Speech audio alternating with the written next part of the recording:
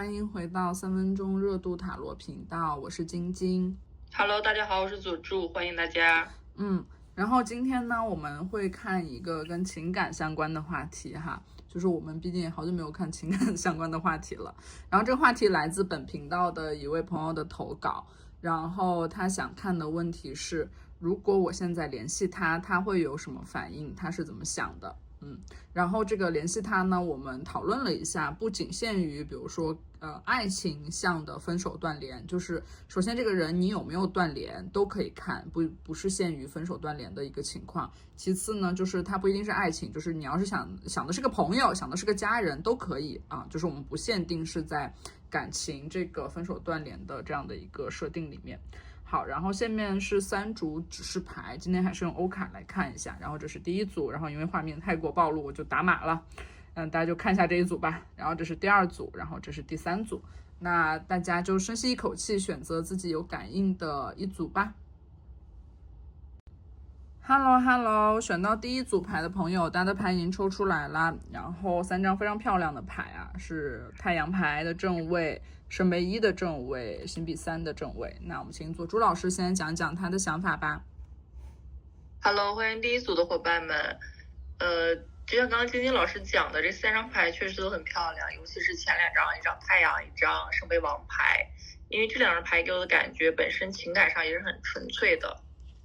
所以就是如果你去联系你想的那个人，那首先那个人从情感层面他会觉得很开心，或者是说整个人有被滋养到，然后以及甚至是有一点小骄傲的这种感觉，因为毕竟有一张太阳所代表的狮子座这种感觉嘛，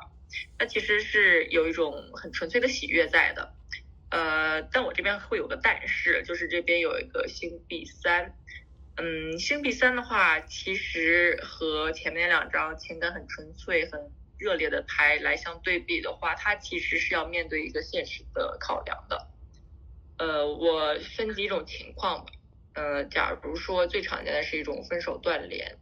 那可能你们的感情真的还很不错，就是很纯粹的一种互相喜欢，没有掺杂太多的利益考量，然后可能是因为现实的问题分手了，然后你这次再去联系他，你们的情感依然是纯粹的，对方依然是如此的喜悦，如此的喜欢，但是同样的，你们当初面对的现实问题还是搁在那里，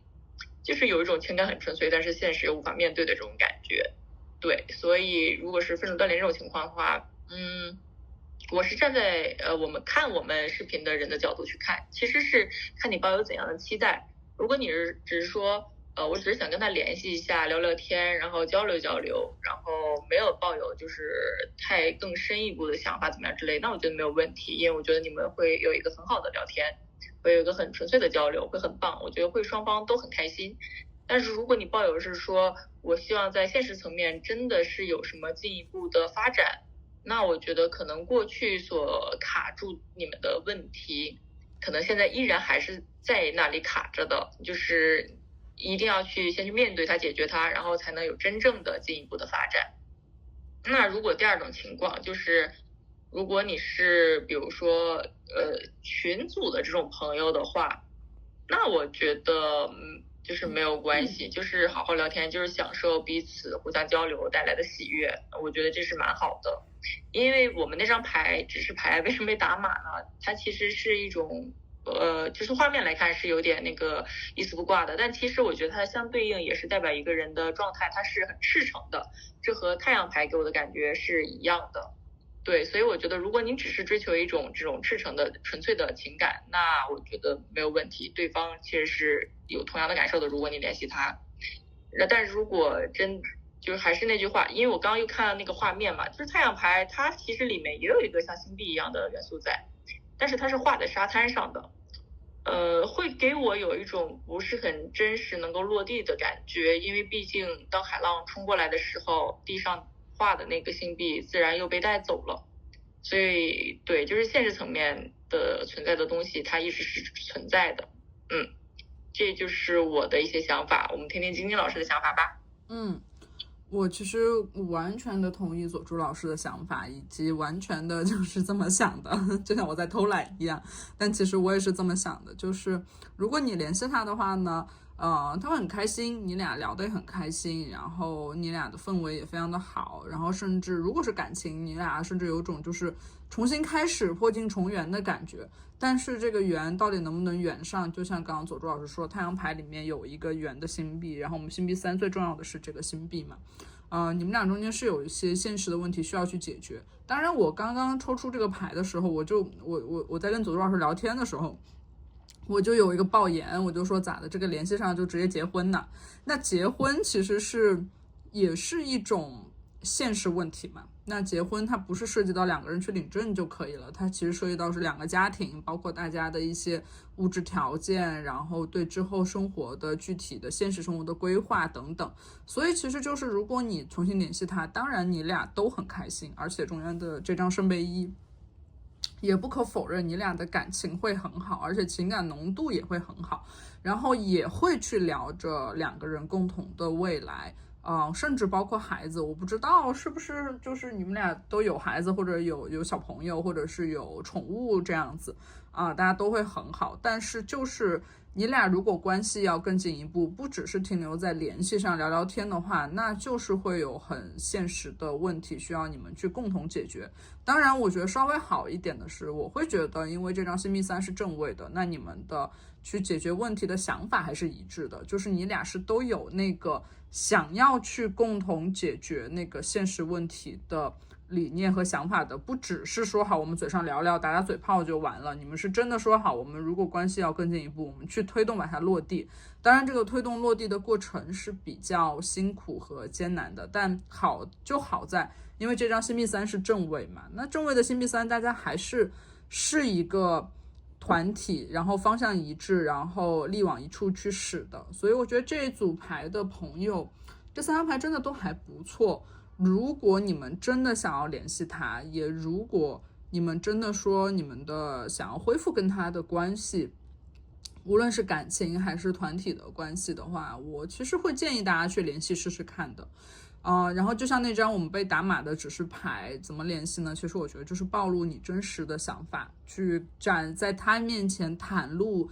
完完全全的一丝不挂的袒露你最内心最真实最底层最脆弱的想法，去向他诉说你自己对他的思念也好，或者是感情也好。我觉得这样的一个交流一定会让你们的关系或者会让他对你的感情达到这样的一个状态。这是我的一些想法。我可能会有个小小的补充，就是我们看那张星币3，它其实是有3个人在的嘛。那我觉得分几种情况考虑。如果只是说那个第三方，像那个画面里他有一个长者的这个感觉，如果是来自你的父母辈或者是对方的长辈或者家庭之类的，那你们可以协商。但是有另一种可能比较少见的情况是真的是3方关系，那我觉得可以再稍微斟酌一下。对，这就是我的一个小补充。是的，那可能就算是3方关系，那这关系也是现实问题嘛，你们也得去解决一下。反正就是联系上呢，当然很开心，但是现实问题呢，大家就是要解决。是的，是的。那我们这组就解到这里喽。好的，那希望我们今天的牌对大家有一些启发。我们下一个问题再见，拜拜。Hello， 选到第2组牌这张指示物的朋友，大家好，大家的牌我们也抽出来了，分别是宝剑9的逆位、星币2的正位和星星牌的逆位。我就是开局有一个爆言吧，就是这组牌的朋友，如果呢你们想要折磨你想的那个人的话，那我觉得可以建议大家联系一下。这就是我跟佐助老师看到这组牌的时候的一个非常直接的想法。我不知道这组牌的朋友跟你所想就是的那个人是什么关系，大家可以在评论区就是帮我们解答一下，或者跟我们分享一下大家的故事。但是呢，反正我能看到这组牌的朋友跟之前就是跟你们想的那个人之前的关系应该算是挺激烈的，或者是说有可能我的感受是这组牌朋友应该是跟他们断联了一下，就是不久的时间，或者是至少是断联的一个状态。因为毕竟牌又有宝剑9的逆位，又有星星牌的逆位，如果不断连的话，你们的关系真的还蛮激烈的。然后如果你们去联系他的话，他会怎么想呢？首先他就是我觉得宝剑9这张牌还挺就是画面挺明显的吧，就是他会半夜梦中惊坐起，然后说我的天呐，他怎么会来联系我，然后他整个人就开始内心就是开始奔涌，然后睡也睡不着，然后你会说他压力很大吗？他可能不算是一种压力，他就是会当有些时候，因为宝剑9这张牌我们讲的是一种梦魇式的东西，它不是一个现实中发生的，但是它其实跟他自身过去的很多安全感的问题是有关的。这个东西像是他一直害怕的一种东西，所以我们才起牌才说，如果大家想要折磨你们所想要不要联系那个人的话，那建议联系一下。就是可能跟你的联系或者跟你的交往的过程里，其实他应该是受了很多伤，或者是说他其实也伤害了你，但是他对于伤害你或伤害这段关系的这个行为也是非常的内疚或者难受，或者让他过不去的。就他就是跟你的这个联系让他身上至少是有伤口的，而且这个伤口到现在其实并没有愈合，就是它并没有好，它并没有翻篇。就是如果你一出现，你一跟他联系，他一得到你的消息，他整个人那个伤口又会翻涌起来，晚上又会睡不着觉，然后又会坐在那儿想啊，怎么回事？他应该怎么办？怎么想？因为什么他会怎么办？他会纠结呢？其实他这张宝剑9，他不是正位，他还不是纯难受、纯害怕。我觉得他是害怕中带着一丝想要往前看的感觉。他往前看去看什么呢？那我觉得就比较点的就是中间这张牌了，就是星币2的正位。星币2是正位，他真的在纠结。我不知道你们是什么关系，他可能是在纠结，也可能是在纠结要不要联系你，就是要不要在现实生活中跟你有一个联系要不要让你打破他生活的平衡，进入到他的生活里来。或者还有另外一种情况，那就是比较典型的三方能量啦，就是要不要在你和可能别人之间怎么去纠结，或者是说是不是好你现在联系我了，那我可以把你和别人做一个平衡，然后他又可以两边都联系着，两边都交往着，或者是怎样，就是一个典型的三方能量。但是呢，为什么如果他只是纠结这个，就像一个正常的如果只是纠结这个的话，可能还不到宝剑9逆位的一个程度。为什么是宝剑9逆位呢？其实我觉得这边还有一张牌是星星的逆位，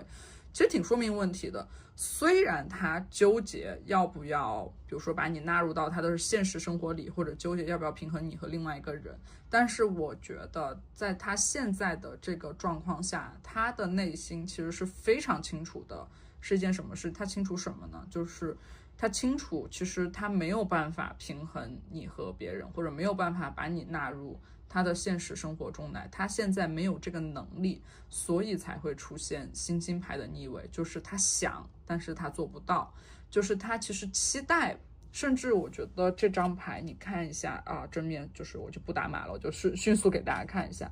就是甚至我看这张牌感觉就是有一种他想和你见面，你就是在一个他其实一直在他的脑子里面没有挥之不去，就是没有离开的一个形象。他甚至也想和你在现实中有一些联系，但是他做不到，因为他的现实状况不支持他这么做，或者是说他现在的现实能力让他没有办法这么做。所以虽然他会纠结想要把你在现实中生活中跟你建立联系，但是他清晰的知道这是不可能的。那这样的不可能，所以才会一直的折磨他，就是又想要，但是又做不到，做不到呢又放弃不了。本来你不联系呢可能还好不好意思押了个韵，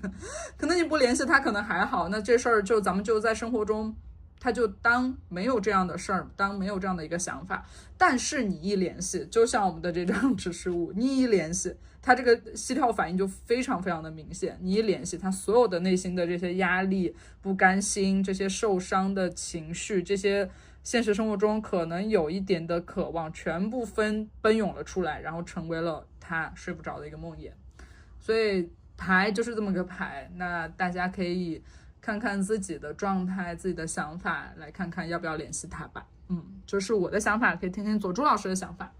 Hello， 第二组的伙伴们，其实我跟晶晶老师的想法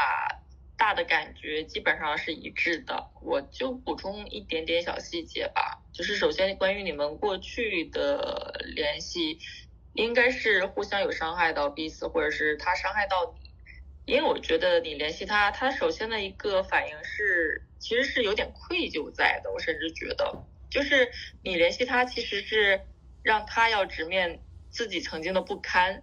所以我会觉得说，这个人呢，就是好像过去伤害过你，然后还有一点良知，然后他本来就觉得如果断联了，那这件事情就埋藏在记忆里就好了。但是如果你突然联系他，他就像那个指示牌卡一样，就一下子那些本能的那些过去的不堪，然后应激的一种反应，哗啦啦全都来了。所以整个人就是，而且这个人还挺能装的，就是我们可以看一下星币2那个感觉。我觉得哪怕他内心就是思想上也很受折磨，情感上也是很受折磨，但他表面上在现实生活中他要装出一副没有怎么样的样子。所以我感觉就是，如果你联系他，他会很难受，但是他又不说，他会给自己憋出内伤这种感觉。然后以及他应该也会，就像刚刚金英老师提到的，确实是会有纠结的，就是可能他对你真的有一丝幻想，但他也知道这只是幻想，其实落到现实层面根本就没有办法落地，或者是说很难落地，或者是说他不想要解决那些需要落地面对的困难，所以只是把它当成一个幻想的种子而已。但是你联系他的话，那个种子可能会稍微冒出来一点，但我不觉得他会进一步有什么实际的行动。所以综上我也不过多讲了，因为基本上大的感觉和金老师一样嘛。我给的建议就是说，真的就是看你本人的状态，因为我们肯定是以看这个视频的人的心情为主的，就是你到底抱有怎样的期待。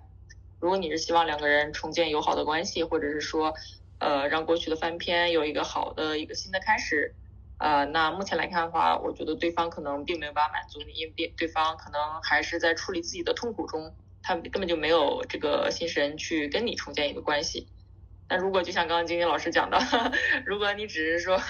他过去伤害我，我也让他不爽一下，那你就哪怕你只发一个表情，我觉得他内心就是为什么，就是一种很就是那个心跳就起来了。对，所以就看你们到底想要什么了。我就做这些补充吧。好的，那也期待第2组的朋友在评论区跟我们分享你的故事，然后希望我们的解牌对你有一些启发。那我们今天就这样，拜拜。拜拜。Hello， 欢迎第3组牌抽到这张牌的朋友，大家好，大家的牌你抽出来啦，分别是权杖7的逆位、权杖10的逆位以及宝剑4的逆位。我们请左珠老师先讲讲他的想法吧。Hello， 欢迎第3组的小伙伴们。说实话，这3张牌再结合那张 O-Card 的参照牌卡，我会感觉有一项的能量更重一点，所以我先讲有一项的这种可能。我会觉得2位应该是之前有过一次大吵，或者是说哪怕没有大吵冷战，或者是总之是有一些伤感情的事件发生，然后对方其实还蛮痛苦的。就是有形象可能还是有2种可能，一种可能是他伤害了你，然后他等着你来给他一个台阶，然后等你来原谅他。另一方面就是说你伤害了他，然后他等着你来跟他道歉这个样子。因为就不管是他是哪一方，他其实如果你联系他之后，他其实是有一种很大的说一口气释怀的这种感觉。就是我们可以看到这边有2个风元素，2个火元素，一张风元素的牌。其实我觉得他本人就如果你不联系的话，他会一直拿着这件事情，一直压力还挺大的。但是如果你一旦哪怕稍微就是只是联系，甚至都没有到示好的那个程度，他其实也会有一种是说终于舒了一口气，不用再硬撑这种感觉。而且是有一种就是如果你跟他说一些话的话，他整个人会觉得之前就是一直扛着那些东西就唰的一下子都放下了，然后自己也不用再去费尽脑子直复盘我到底哪儿做错了，或者你到底哪儿做错了，我们2个关系到底出了啥问题了，然后也不用自己在这苦苦撑着了。就是哪怕他面上不显出来，但他心里一直就是其实背负了蛮多的。但是如果你联系他我觉得是对方是有一个很大的释怀，甚至是感觉终于可以和解了。这个和解不只是说跟你和解，甚至有可能是他自己那边跟自己和解了，所以这是一种有形象的可能。那如果是就是爱情向的这一种的话，我会觉得也是说，肯定还是都是有那个受伤的这种经历在的。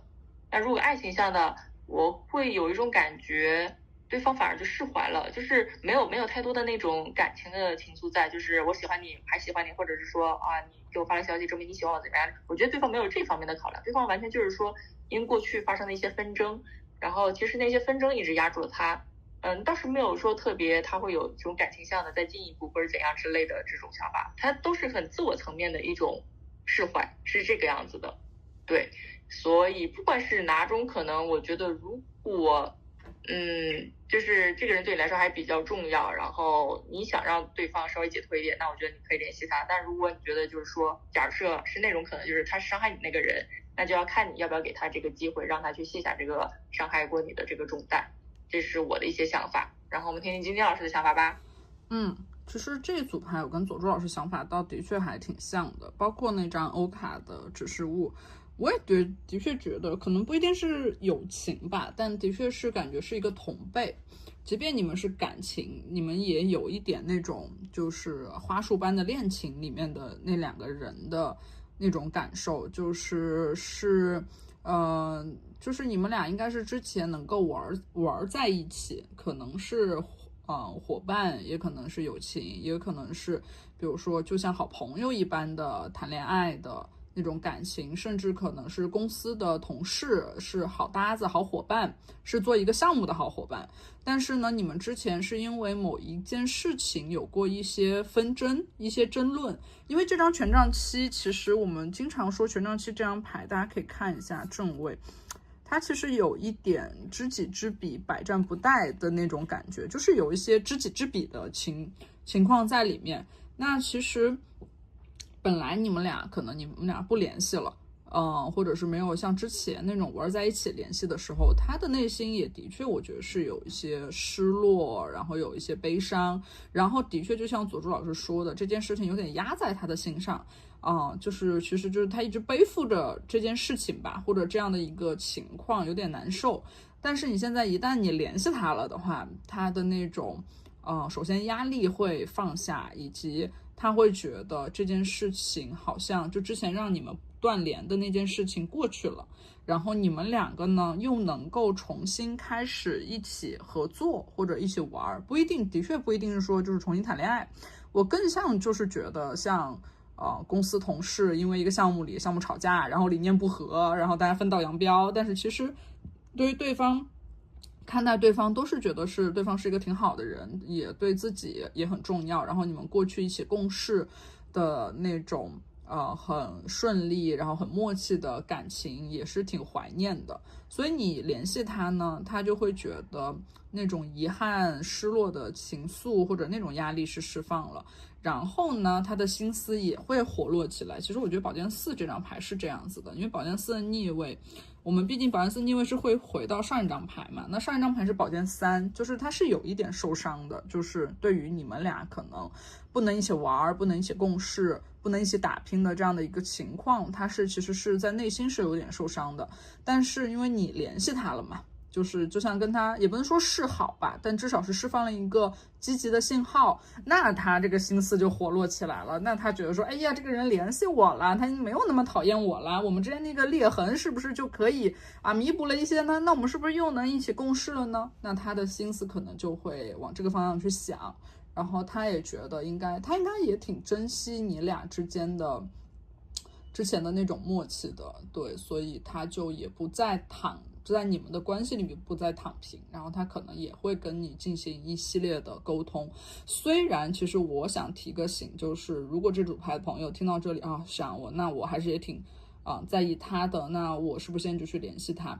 我觉得大家可能要做好一个准备，就是当你刚开始联系他或者你们刚开始聊的时候，你们可能还是会有一些言语上的交锋，这个交锋其实是带着过去断联这件事情的一个怎么讲委屈，或者是说不甘心，或者两个人都有一点小傲娇的这样的一个情况，所以大家在聊的时候可能话里面稍微会有可能会带刺儿的情况。但是这个情况我觉得如果你是真的想要回到之前的那种感受的话，我觉得大家可能要